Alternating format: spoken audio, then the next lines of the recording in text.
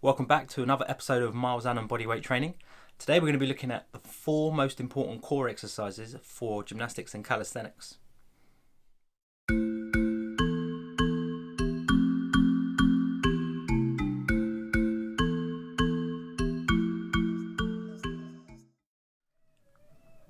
So today's video is going to cover 4 important core exercises.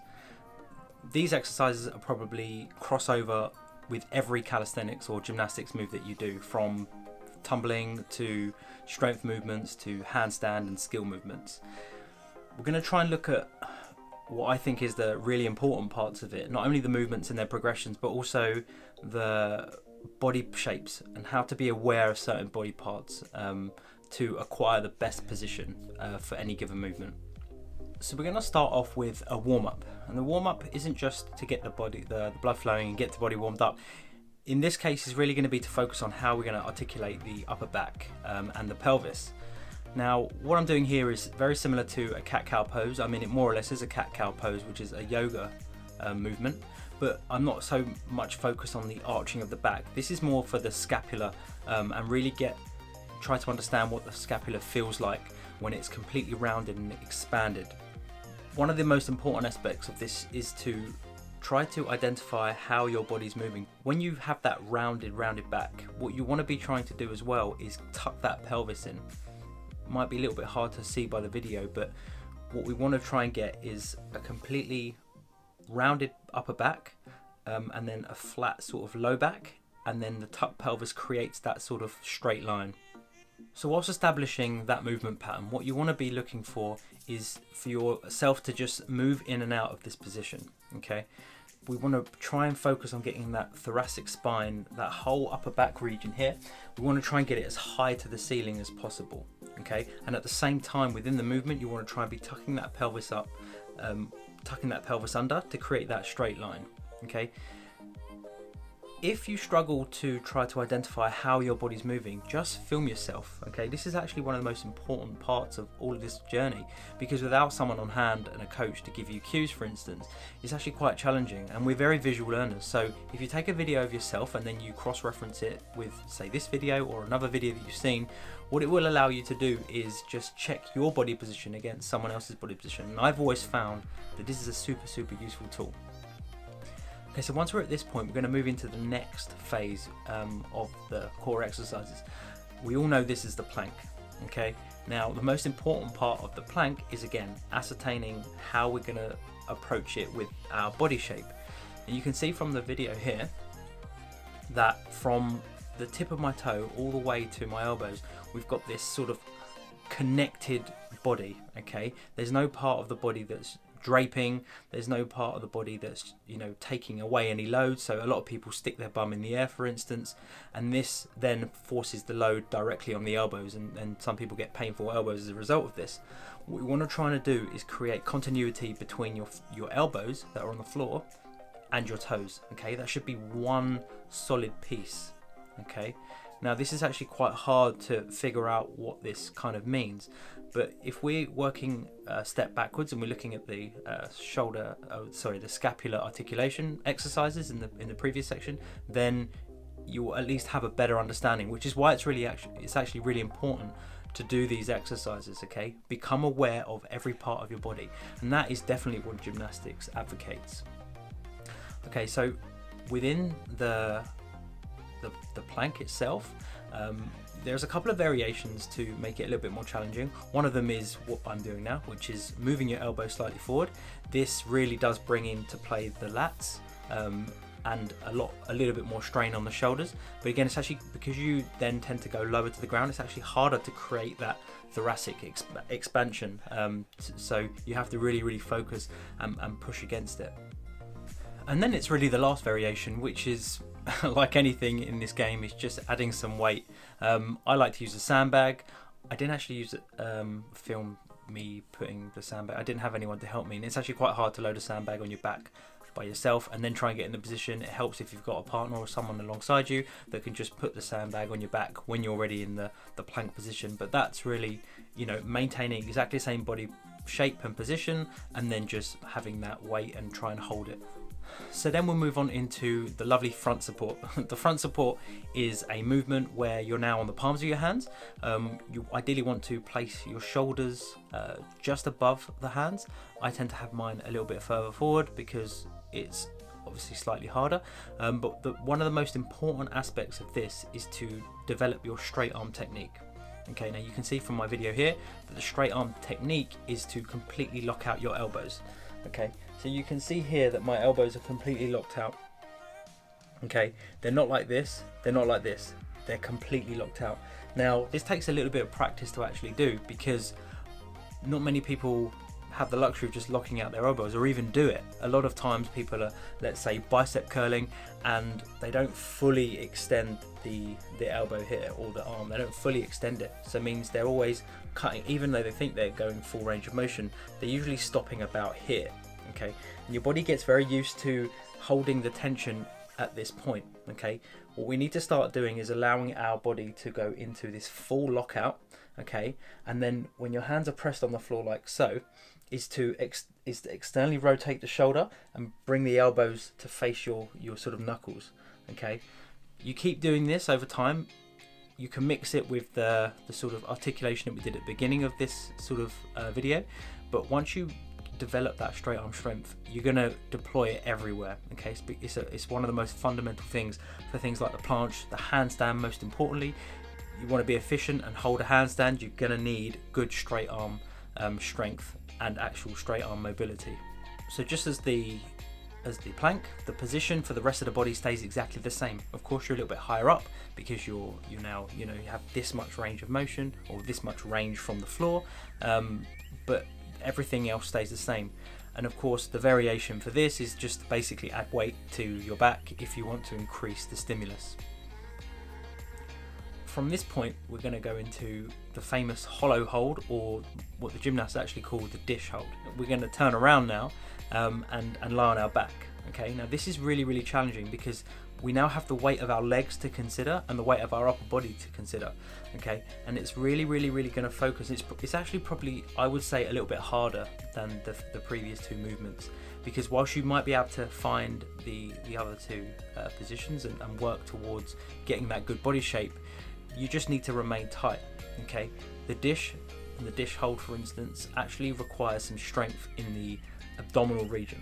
Okay, so I've actually broken it down because I know a lot of people are breaking this movement down.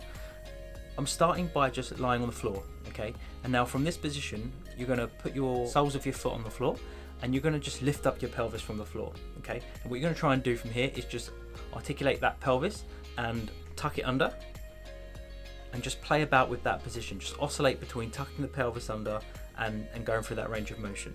Okay, again, this is going to get you aware.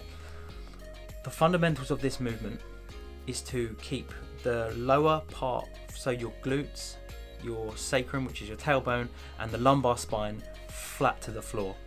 Then what you want to try and do is lift the upper portion of your back off the floor, keeping that lumbar spine flat on the ground, and you want to be able to lift your legs. And what that does is it creates this sort of dish. Okay, we also call it a hollow body, we call it a hollow chest, which is to create sort of that movement there. Why is this hard? If you haven't already done it, if you're just starting out, this can be very taxing. What tends to happen is people try and tense their abdominals. They tense the abdominals and they push the abdominals towards the sky. What happens is that your lower back follows the same path. Okay, our body is shaped like so. Okay, so when you push the abdominals up, the lower back comes to meet it. What we want to be focusing on 100% here is to squeeze the belly button towards the floor. Okay, all you can do in this position is ask the lower back to follow that. Okay, and that's how we keep the lower back glued. Now, I'm sounding like it's actually quite easy to do. To get the awareness and to suck the belly button towards the spine to keep it locked is actually very challenging if you've never done it before. Even for someone who can do loads and loads of sit-ups, will find this challenging the first time they try and do it. Okay, so what we need to do is increase the stimulus and increase the load over time. So what you can see me doing here is, whilst I still have one foot now on the floor, I'm lifting up one leg. Okay, now if we're in a stage here where we're looking at core stability and core stability is about lateral movement really of your person. So to stop ourselves from going side to side, we talk about core stability. Okay, when you lift off one leg from the floor, your body's gonna, that load is increased on any given side, and the body's gonna want to tip. So you have to fight that force. Okay, and that's really going to engage more or less one side of your abdominals. But once you're sucking that the belly button or the navel towards the spine, you're actually going to create integrity throughout the whole spine. So go ahead and lift that, and all you're in theory doing is just reducing or increasing the weight on, or the load on that area just a little bit. Okay, once you're comfortable with this, you can then try and lift both legs off the floor, and it's good to start with the legs higher off the floor. And as you try to lower them, you'll see that the lower back wants to kind of come off the floor. Okay, but what you're going to have to try and do is try and work to a point where your legs can come down so far that the integrity stays where it is, and you can engage the abdominals and the rest of your lower back correctly. Okay, if you then get this, then the idea is to try and lift the thoracic spine off the floor again, whilst keeping everything else intact and on the floor. And that's what this looks like. So you can see me here playing about with the position of where my arms go. Okay, the closer down by my side the arms are, the less weight that I have. Okay, and I can also reach for something when my arms are down by my side. To increase the stimulus, we want to get our arms above our head. This adds the weight above our head, which further away from our leverage point, which is our sort of abdominals and lower back. And by doing that, we just increase the weight. That's all we're doing here. To move on from this point, we want to be able to try and get our legs off the floor as well as our upper back. And now all that's left is that middle section. So you have to really call on the cues, for instance, tucking the pelvis in, keeping the belly button forced towards the ground to keep that lower back flat on the ground. And then moving on from this, some variations for advanced dish holders, let's call them dish holders, is to add weight. Okay, and you can see a couple of variations here, which is just a static hold holding the weight, or you can do scissors, alternate scissor kicks with the legs and the arms with the weights. The last and still very important aspect of the core training is an arch hold.